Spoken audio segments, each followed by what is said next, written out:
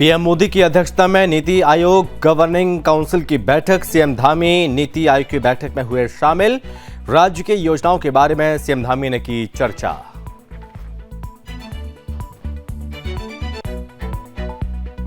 BJP महिला मोर्चा की सदस्य पहुंची मसूरी। 2 दिवसीय महिला प्रवास कार्यक्रम में हुई शामिल। कार्यक्रम में आगामी लोकसभा चुनाव समेत कई अहम मुद्दों पर हुई चर्चा। धर्मनगरी हरिद्वार में विश्व हिंदू परिषद की बैठक समाप्त। देश भर के साधु संत हुए शामिल। लैंड जिहाद समेत सनातन संस्कृति को बढ़ावा देने पर हुई बातचीत। देहरादून में अतिक्रमण से बाधित सड़कों से अतिक्रमण हटाए जाने के लिए जिला अधिकारी के निर्देश पर बनाए गए 5 जोन के आधार पर हटाया जा रहा अवैध अतिक्रमण। देवभूमि उत्तराखंड में भारी बारिश का कहर। बारिश के चलते लोगों को आने जाने में परेशानी। मौसम विभाग ने जारी किया येलो अलर्ट। मैदानी क्षेत्रों में लोगों को गर्मी से मिली राहत।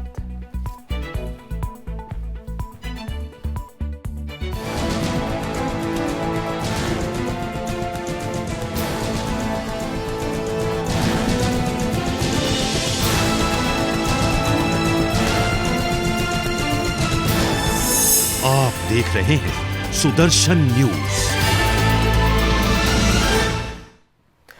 नमस्कार, बहुत स्वागत है आप सभी का अपने उत्तराखंड में। मैं हूं आपके साथ संभव गुप्ता। बात करेंगे सबसे पहले राजधानी दिल्ली में नीति आयोग की बैठक हुई और जहां एक तरफ इस बैठक में कई मुख्यमंत्रियों ने राजनीति से परे होकर बैठक का बहिष्कार भी किया, तो वहीं सीएम धामी समेत कई दिग्गजों ने इस बैठक में बढ़ चढ़कर भाग लिया।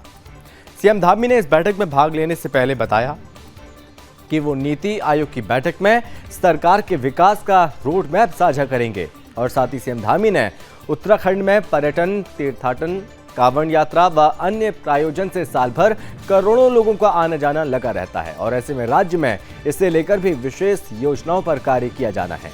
उन्होंने बैठक में राज्य में साल भर में आने वाली करीब 7 करोड़ अस्थायी आबादी के लिए सुविधाएं जुटाने का मुद्दा उठाने के संकेत दिए। उन्होंने कहा कि उत्तराखंड की भौगोलिक परिस्थितियां प्रतिकूल होने के नाते नीति आयोग से राज्य के लिए अलग से व्यवस्था कराने की मांग की और साथ ही नीति आयोग के बैठक में देवभूमि के विकास से संबंधित कई मुद्दों पर भी बातचीत की गई। दरअसल आपको बता दें कि आज नीति आयोग की बैठक हुई है। इस बैठक में तमाम राज्यों के जो मुख्यमंत्री हैं वो भी शामिल होने पहुंचे हुए थे, लेकिन कुछ राज्यों के माना जा रहा है कि करीब 8 राज्यों के मुख्यमंत्री इस बैठक में शामिल होने नहीं पहुंचे क्योंकि इस पर भी राजनीति हो रही है। लेकिन इस बीच इस बैठक में शामिल होने के लिए मुख्यमंत्री पुष्कर सिंह धामी खुद शामिल होने पहुंचे और उन्होंने इसमें प्रतिभाग किया।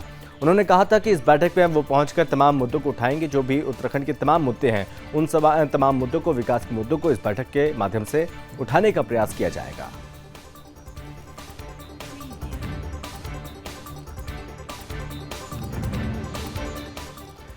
बीजेपी महिला मोर्चा की राष्ट्रीय कार्यकारिणी सदस्य, जिला अध्यक्ष, महामंत्री, महिला मोर्चा की राष्ट्रीय अध्यक्ष के निर्देश के बाद पहाड़ों की रानी मसूरी में 2 दिवसीय महिला प्रवास कार्यक्रम में शामिल हुई, जिसमें बीजेपी कार्यकर्ताओं ने उनका जोरदार स्वागत किया। कार्यक्रम में मसूरी महिला मोर्चा की तरफ से G20 को रंगोली के माध्यम से चित्रण किया गया था, जिसकी सभी मौजूद लोगों ने जमकर सराहना की।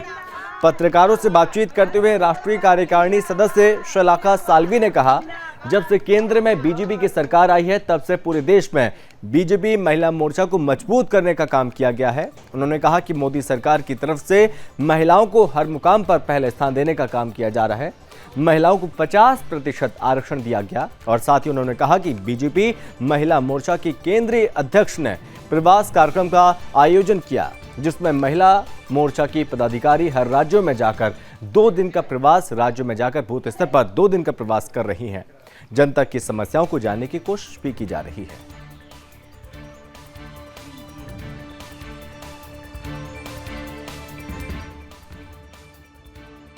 भारतीय जनता पार्टी की सरकार जब से केंद्र में आई है तब से महिला मोर्चा को बहुत बढ़ावा दिया जा रहा है और प्रवास की एक योजना हमारी केंद्र के हमारी अध्यक्षा जो है वानति श्रीनिवासन जी ने, उन्होंने अलग अलग राज्यों में जाके प्रवास करना ये हमें टास्क दिया है। प्रवास की योजना में हम वहाँ के लाभार्थियों को मिलते हैं, वहाँ के नव मतदार जो है उनसे बातचीत करते हैं।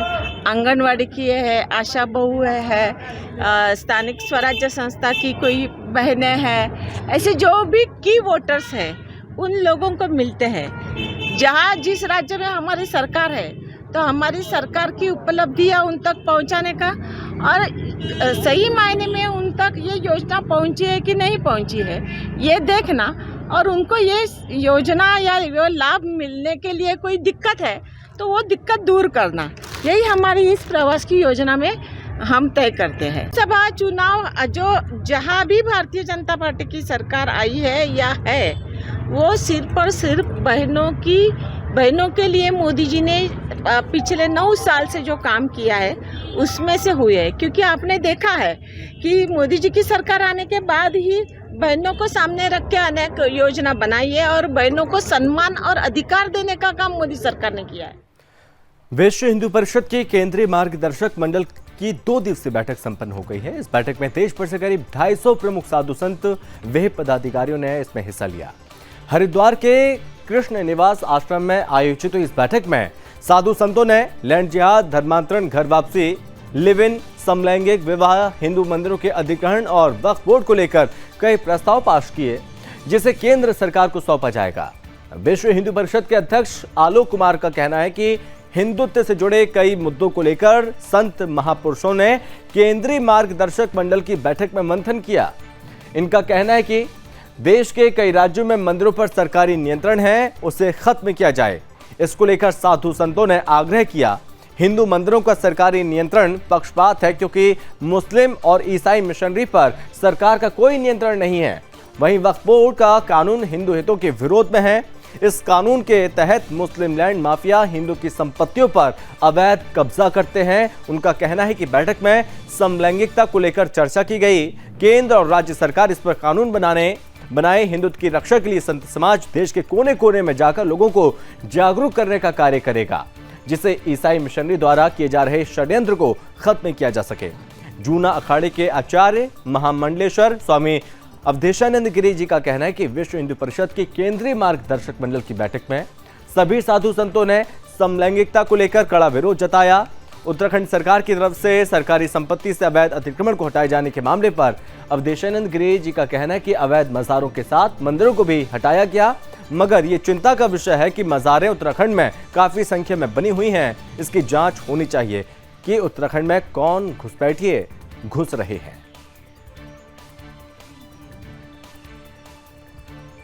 परिषद के ये सारे संत मिलकर पुरजोर विरोध व्यक्त करते हैं।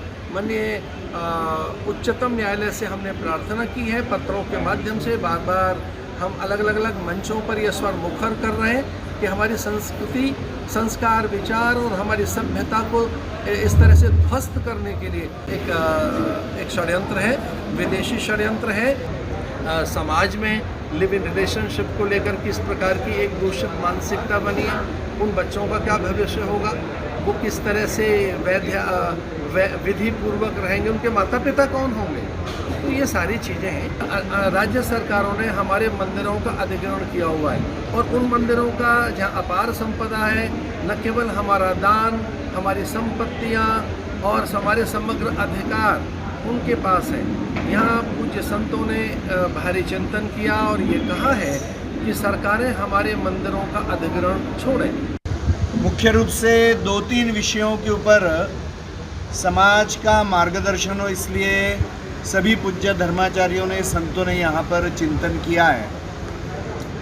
एक तो पूर्ण देश भर में अनेक राज्यों में मंदिरों के ऊपर जो सरकारी नियंत्रण है उससे मंदिरों की मुक्ति करना होना, यह आग्रह सभी पूज्य संतों ने रखा है। हिंदू मंदिरों का जो नियंत्रण है वह एक पक्षपाती बात भी है, क्योंकि चर्च या मस्जिद के ऊपर सरकारी नियंत्रण नहीं है।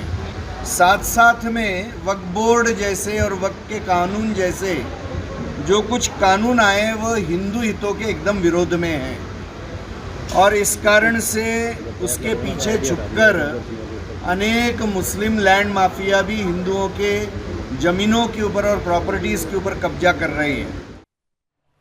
उत्तराखंड के देहरादून जनपद में अतिक्रमण से बाधित सड़कों और फुटपाथों से अतिक्रमण हटाए जाने के लिए जिलाधिकारी सोनिका के निर्देश पर 5 जोन बनाए गए और जिनके लिए नगर निगम पुलिस प्रशासन की अलग अलग टीम बनाई गई और टीम बनाकर प्रथम चरण में अतिक्रमण हटाए जाने की कार्रवाई की जा रही है।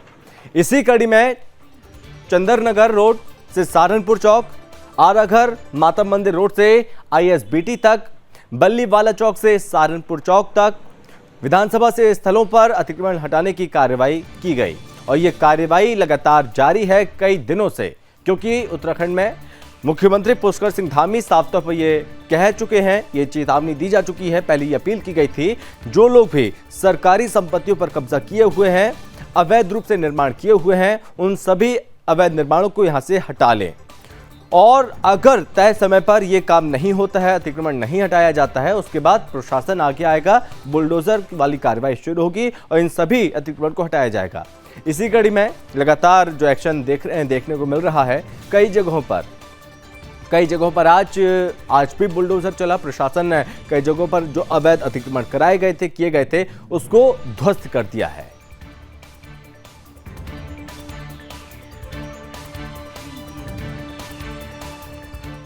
चलिए बढ़ते आगे। प्रदेश में कुछ दिनों से मौसम का मिजाज लगातार बिगड़ा हुआ है और यह भी बता दें कि देवभूमि के कई इलाकों में भारी बारिश हुई। दरअसल सुबह से ही कई इलाकों में भारी बारिश हो रही है, जिसके चलते लोगों को आने जाने में परेशानी हो रही है। वहीं मौसम विभाग ने पहाड़ी इलाकों में बारिश का येलो अलर्ट जारी किया। भले ही बारिश के चलते मैदानी क्षेत्रों में लोगों को गर्मी से राहत मिली, लेकिन चार धाम यात्रा मौसम के बिगड़े मिजाज के चलते प्रभावित हो रही है। प्रदेश के ऊंचाई वाले इलाकों में अगले 3 दिन बारिश के आसार हैं। मौसम विभाग ने पर्वतीय इलाकों में कहीं कहीं गर्जना के साथ बिजली चमकने और 30 से 40 किलोमीटर प्रति घंटे की रफ्तार से झोंकेदार हवाएं चलने की आशंका जताई है। मैदानी इलाकों में मौसम शुष्क रहेगा। मौसम विभाग की ओर से 29 मई तक पर्वतीय इलाकों में बारिश का येलो अलर्ट जारी किया गया है, जबकि 30 मई को प्रदेश भर में मौसम साफ रहने के आसार हैं।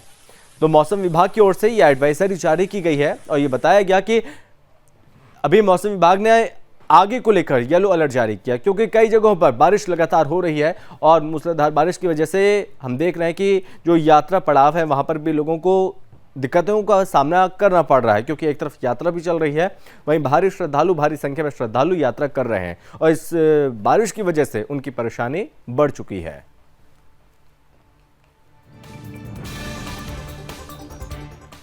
देवभूमि उत्तराखंड में बारिश और बर्फबारी के चलते पिछले 2 दिनों से प्रभावित हेमकुंड साहिब की यात्रा शनिवार से दोबारा शुरू कर दी गई है। इस यात्रा को लेकर बड़ा ही उत्साह लोगों में देखने को मिल रहा है। आपको ये भी बता दें कि इस यात्रा में घांघरिया से 1400 तीर्थयात्री, गोविंद घाट से 700 तीर्थयात्री समेत बड़ी संख्या में दर्शन के लिए जा रहे हैं। हेमकुंड साहिब में कड़ाके की ठंड पड़ रही है, लेकिन श्रद्धालुओं के उत्साह में कमी नहीं आ रही है। इसके अलावा हेमकुंड साहिब की यात्रा के लिए पंजीकरण पर लगी रोक को हटा दिया गया। गौरतलब हो कि खराब मौसम को देखते हुए सरकार ने पहले से रोक दिया था, जिसे दोबारा शुरू कर दिया गया। हेमकुंड साहिब की यात्रा 20 मई से शुरू हुई थी और अब तक 63,000 से ज्यादा यात्री पंजीकरण कर चुके हैं, जबकि 6,000 से ज्यादा ने दर्शन किए। शुक्रवार को मौसम सामान्य होने के बाद हेमकुंड साहिब के 3 किलोमीटर आस्था पथ पर जमी बर्फ को हटा लिया गया है। यहां दिन भर आस्था पथ से बर्फ हटाने का काम जारी रहा और जिस कारण यात्री नहीं भेजे गए। घांघरिया में 1600 और गोविंद घाट गुरुद्वारे में करीब 600 श्रद्धालु हेमकुंड साहिब जाने का इंतजार कर रहे थे। अब यात्री श्रद्धा और भक्ति भाव के साथ यात्रा कर रहे हैं और ये सभी भक्त जो कि उत्साहित नजर आ रहे हैं।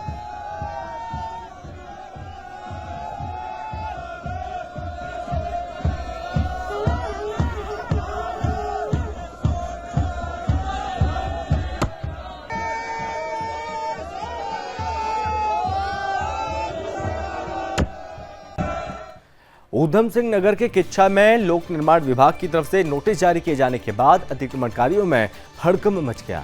आपको यह भी बता दें कि शनिवार को भारी पुलिस फोर्स की मौजूदगी में प्रशासन ने किच्छा के हल्द्वानी मार्ग पर रेलवे पटरी किनारे अतिक्रमण हटाने की कार्रवाई की।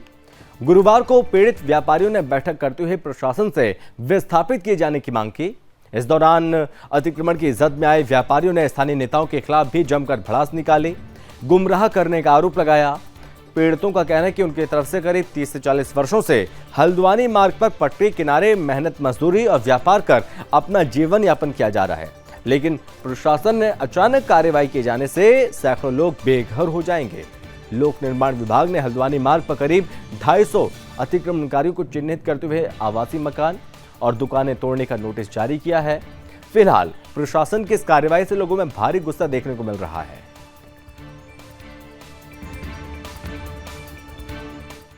कम से कम तो 200 दुकानें हैं।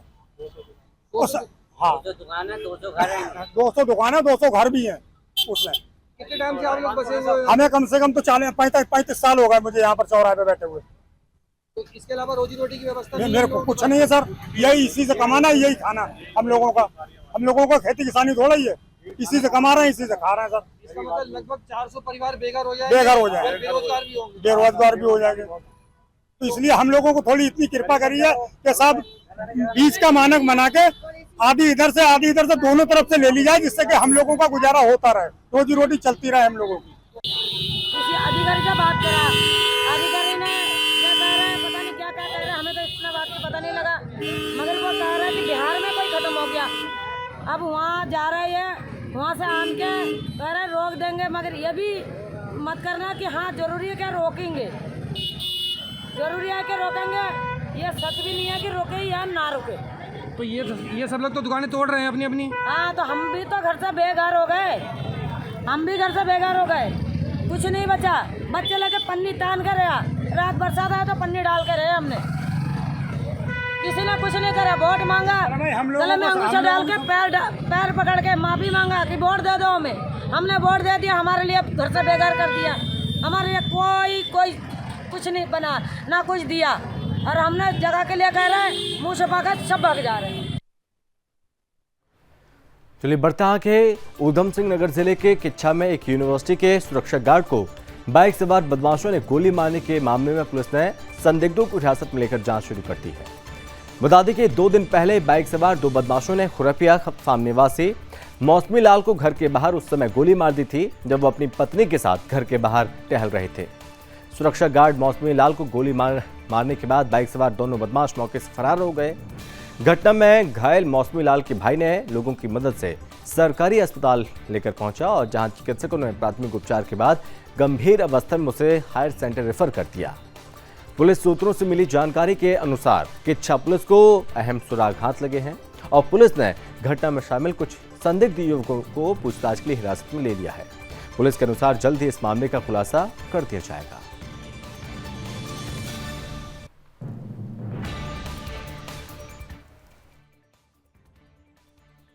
गोली लगने के बाद हमारे पास आ गए चिल्लाते हुए, तब हमें पता चला कि इनके गोली लगी। क्रिया क्या थी सर? अरे वो खुद बता रहे थे कि मेरी गोली लगी है, मुझे ले चलो किच्छा, गोली लगी है, बचा लो मुझे। तो उनको बाइक पे बैठाल कर मैं सीधे किच्छा आया सर, सरकारी हॉस्पिटल। कितने? ये सर आपकी होगी लमसम 9 के बीच में। कितने बजे की? 8:30 पौने 9। ये हमारा मौसमी नाम को देखती है, जिसकी उम्र 40 वर्ष है। अभी रात में करीब 9 बजे उसको किसी अज्ञात 2 व्यक्तियों ने गोली मार दी, जिसको हॉस्पिटल लाया गया, यहाँ उसके बयान लिए गए हैं और उसकी हालत स्थिर है और ठीक है और जांच की जा रही है। शीघ्र मुलजिमों को गिरफ्तार करके जेल में जाएगा। उत्तराखंड के लालकुआं में रेलवे विभाग ने पुलिस प्रशासन के सहयोग से नगीना कॉलोनी में दूसरे चरण की कार्रवाई करते हुए अतिक्रमण हटाओ अभियान चलाया। इस दौरान ग्रामीणों की पुलिस प्रशासन से तीखी नोकझोंक भी हुई। वहीं अभियान का विरोध कर रहे नगीना कॉलोनी के आधा दर्जन से ज्यादा लोगों को पुलिस ने हिरासत में लिया है। वहीं प्रशासन की कार्रवाई के बाद ग्रामीणों ने खुद अपने घरों को खाली करना शुरू भी कर दिया। दोपहर तक रेलवे ने 3 जेसीबी, एक प्रोक्लेन की मदद से 100 से ज्यादा कच्चे पक्के घरों को तोड़ दिया गया। इस दौरान लोग रोते बिलखते नजर आए। वहीं मजबूर लोग प्रशासन से हाथ जोड़कर गुहार लगाते रहे, लेकिन प्रशासन ने एक ना सुनी और अतिक्रमण के खिलाफ कार्रवाई जारी रही। इस बीच अपनी आंखों के सामने अपने घरों को तोड़ता देख कुछ लोग बेहोश हो गए। इस दौरान प्रशासन में हड़कंप मच गया। आनन फानन में डॉक्टरों की टीम मौके पर पहुंची, उनके इलाज में जुटी। फिलहाल पुलिस प्रशासन का कहना है कि सरकारी भूमि पर अवैध अतिक्रमण किसी भी कीमत पर बर्दाश्त नहीं किया जाएगा। जमीन पर अतिक्रमण था और पिछले 18 और 19 तारीख को 2 दिनों में अतिक्रमण हटाया गया था। कुछ घर ऐसे थे जिनको नोटिस सर्व नहीं थे रेलवे के द्वारा, उनको 18 तारीख में नोटिस सर्व हुआ था, 1 सप्ताह का समय दिया गया था। आज 26 तारीख को समय अवधि समाप्त हुई है, तो काफ़ी लोगों ने घर अपने जो है खुद ही खाली कर लिए हैं और हटा लिए हैं। जो कुछ लोग रह गए हैं उनको जो हटाने की कार्रवाई की जा रही है सर। इसके अलावा सब शांति आप देख रहे होंगे, आप लोग जो है शांति व्यवस्था बनी हुई है और लोग अपने आप स्वतः ही हटा रहे हैं। उत्तराखंड के रामनगर में बीजेपी नगर अध्यक्ष मदन जोशी के नेतृत्व में बीजेपी कार्यकर्ताओं ने थाने पहुंचकर रामनगर वन प्रभाग के अधिकारियों के खिलाफ थानेदार अरुण कुमार सैनी को तहरीर सौंपते हुए दोषी अधिकारियों के खिलाफ मुकदमा दर्ज करने की मांग की है। बीजेपी नगर अध्यक्ष मदन जोशी ने बताया कि वन विभाग की जमीन से अतिक्रमण हटाने को लेकर वन विभाग के अधिकारियों ने कई स्थानों पर बिना हस्ताक्षर और बिना पत्रांक के नोटिस चस्पा कर भय का वातावरण बनाने के साथ ही अधिकारियों ने सरकार की छवि को धूमिल करने का काम किया है।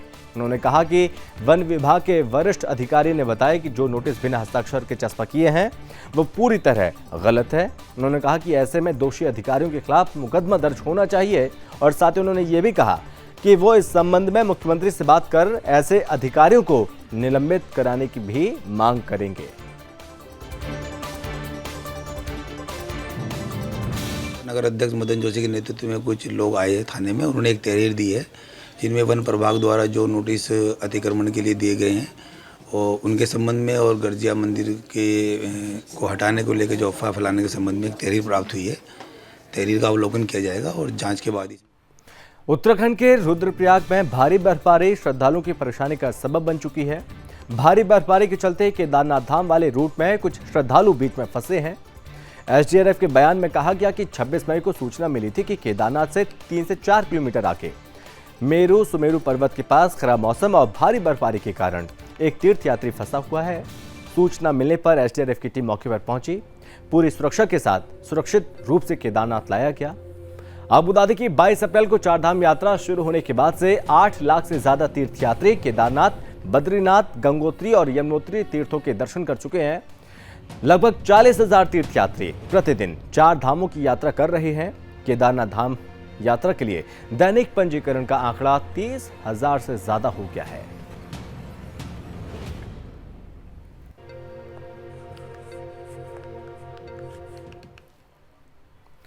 उत्तराखंड के श्रीनगर गढ़वाल में उस वक्त हड़कंप मच गया जब इंजीनियरिंग कॉलेज की असिस्टेंट प्रोफेसर मनीषा भट्ट ने अलकनंदा नदी के ऊपर से एक छलांग लगा दी यहां पर, जिसकी उपचार के दौरान मौत हो गई। बता दें कि मृतका असिस्टेंट प्रोफेसर के पति, जो कि गढ़वाल केंद्रीय विश्वविद्यालय के श्रीनगर परिसर में कार्यरत बताए जा रहे हैं, उन्होंने थाने में तहरीर दी और कहा उनकी पत्नी का उनके पूर्व विभाग अध्यक्ष और कॉलेज के वर्तमान निदेशक डॉक्टर वाई सिंह और विभाग के मौजूदा विभाग अध्यक्ष डॉक्टर ए गौतम ने लगातार उत्पीड़न किया था, जिस वजह से बेहद परेशान होकर उनकी पत्नी ने आत्महत्या कर ली। फिलहाल पुलिस ने मामले को दर्ज किया। मामले में अब आगे की जांच जारी है।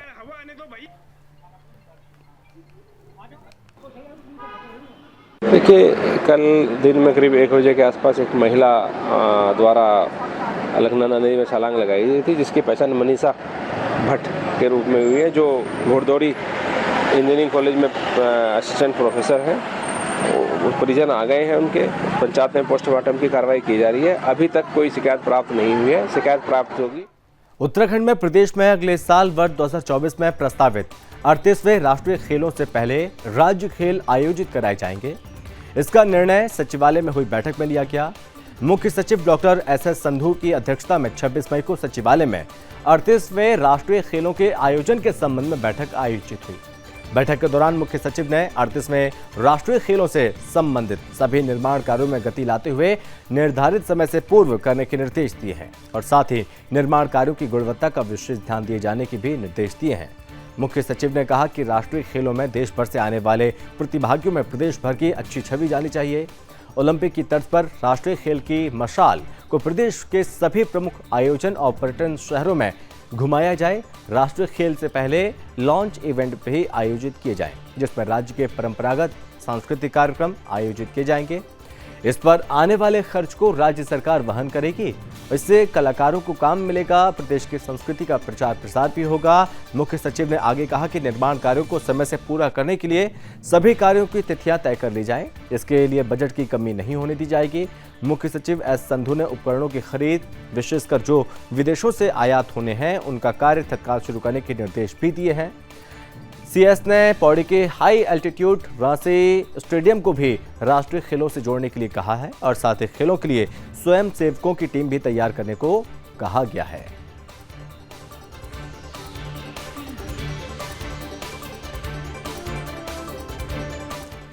ऊधम सिंह नगर जिले में स्पेशल टास्क फोर्स और पुलभट्टा थाना पुलिस की टीम की बड़ी कामयाबी देखने को मिली है। बताया जा रहा है कि संयुक्त कार्रवाई में पुलिस टीम ने मुठभेड़ के बाद यूपी के कुख्यात आर्म्स डीलर को गिरफ्तार कर लिया। ऊधम सिंह नगर जनपद के पुलभट्टा थाना क्षेत्र से मुठभेड़ के बाद पकड़े गए आर्म्स डीलर से भरी मात्रा में अवैध तमंचे और पिस्टल बरामद हुए। मामले का खुलासा एसटीएफ के एसएसपी आयुष अग्रवाल ने किया है और बताया कि एसटीएफ को सूचना मिली थी कि ऊधम सिंह नगर जनपद में उत्तर प्रदेश से असलाह तस्कर शस्त्रों की खेप पहुंचाने आ रहा है और सूचना के बाद पुलिस टीम ने जाल बिछाया। आरोपी को धरपकड़ के लिए दबिश दी, जिसमें आरोपी के द्वारा टीम पर फायरिंग कर दी गई। एसएसपी अग्रवाल ने यह भी बताया कि तस्कर की फायरिंग किए जाने के बाद पुलिस टीम ने जवाबी फायरिंग की और उसके बाद आरोपी को पकड़ लिया। फिलहाल अब इस पूरे मामले में आरोपी से पूछताछ हो रही है। थाना क्षेत्र में एक जो तस्कर था, इसको इंटरसेप्ट किया गया। इसके द्वारा पुलिस टीम पर फायरिंग की गई और पुलिस टीम के द्वारा भी जवाबी फायरिंग करके इसको दबोचा गया। इस जो आर्म्स डीलर है, इसका नाम है इस्तेयाक उर्फ सोनू। ये बहेड़ी बरेली का रहने वाला है और इसके पास से 6 कंट्री मेड पिस्टल्स और रिवॉल्वर बरामद हुई हैं और कुछ कारतूस भी बरामद किए गए हैं। और इससे जो पूछताछ की गई है, अभी तक जानकारी में आया है कि लगभग 400 से ज़्यादा वेपन ये अलग अलग लोगों को सप्लाई कर चुका है। उत्तराखंड राज्य में बीजेपी की 70 विधानसभा क्षेत्र की कार्य समिति की एक बैठक ब्लॉक सभागार खटीमा जनपद ऊधम सिंह नगर के एक कार्यालय में संपन्न हुई और जिसमें सैकड़ों की संख्या में भारतीय जनता पार्टी के तीनों मंडलों के अध्यक्ष व पदाधिकारी सहित तमाम कार्यकर्ताओं ने प्रतिभाग किया। इस बैठक का आयोजन 2024 चुनावों की दृष्टिगत रखते हुए एक महा जनसंपर्क अभियान चलाने को लेकर रखा गया था। इस बैठक में उत्तराखंड प्रदेश मंत्री बीजेपी विकास शर्मा मुख्य अतिथि के रूप में शामिल थे और भारत के लोकप्रिय प्रधानमंत्री नरेंद्र मोदी जी के 9 वर्षों के राष्ट्रीय व अंतर्राष्ट्रीय क्षेत्रों में लोक कल्याणकारी कार्यों की चर्चा की। बैठक में पीएम मोदी के 9 साल पूरे होने पर चर्चा की गई और साथ ही आगामी चुनाव पर मंथन किया गया।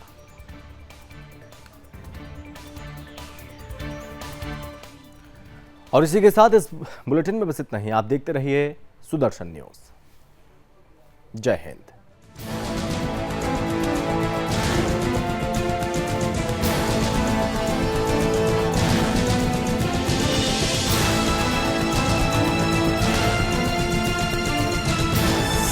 आप देख रहे हैं सुदर्शन न्यूज।